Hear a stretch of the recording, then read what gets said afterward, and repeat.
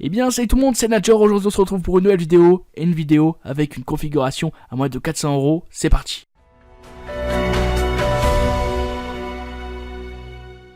Vous connaissez sûrement le jeu Garry's Mod, oui ce fameux jeu pas du tout optimisé, et bien aujourd'hui on se retrouve avec une configuration à moins de 400 € pour pouvoir jouer à ce jeu en toute liberté. Vous pourrez bien évidemment jouer à toutes sortes d'autres jeux tels que HAZ1, CSGO et plein d'autres jeux avec des bons réglages tels que GTA 5 ou encore les anciens Call of Duty. La configuration n'est pas récente mais je l'utilise encore dans mon ancien PC et j'ai voulu vous la proposer car pour moi cette configuration est pas chère et avec celle-ci vous pourrez faire tourner pas mal de jeux avec de bons réglages pour certains. Vous le savez sûrement mais Garry's Mod est un jeu pas du tout récent et son optimisation est à vrai dire vraiment dégueulasse. Les FPS varient du serveur où vous vous trouvez, de l'hébergement ou encore de votre connexion internet et le jeu se base plus particulièrement sur le processeur et vos barrettes de RAM comparé à la plupart des jeux qui eux se basent sur votre carte graphique. C'est pour cela que la carte graphique ne changera pas grand chose et du coup pour cette configuration j'ai préféré ne pas mettre une carte graphique hyper puissante. Nous allons d'abord commencer par le CPU, le cœur de la machine. Ici j'ai choisi un Intel Pentium G3258 cadencé à 3,2 GHz possédant un double cœur pour un prix de 90 €.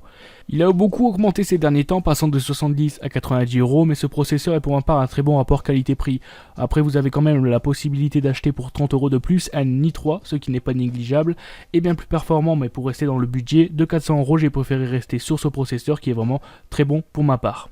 En carte mère, je vous propose la MSI H80M P33, c'est la moins chère du marché en ce moment, pour un prix de 42 €, avec bien évidemment le socket 1150, et il faut bien sûr faire très attention à cela, quand vous faites votre propre configuration, regardez bien le socket de la carte mère et du processeur pour voir leur compatibilité. En ce qui concerne la carte graphique, j'ai mis une GeForce GT 730 de chez Gigabyte, là aussi elle reste très bonne pour son prix qui est seulement de 60 €, et comme j'ai pu vous le dire, pour Garry's Mod, la carte graphique n'a pas beaucoup de différence car elle se base plus sur le processeur et sur la RAM. Mais si vous le souhaitez, vous pouvez partir sur la GTX 750 Ti avec une différence ici de plus de 100 €, ce qui est vraiment cher pour ceux qui veulent un PC à moindre coût, mais si vous avez les moyens de prendre cette carte graphique, je vous la conseille fortement. Ensuite, pour le boîtier où nous allons mettre tous les composants, je vous conseille le Bitfenix Nova.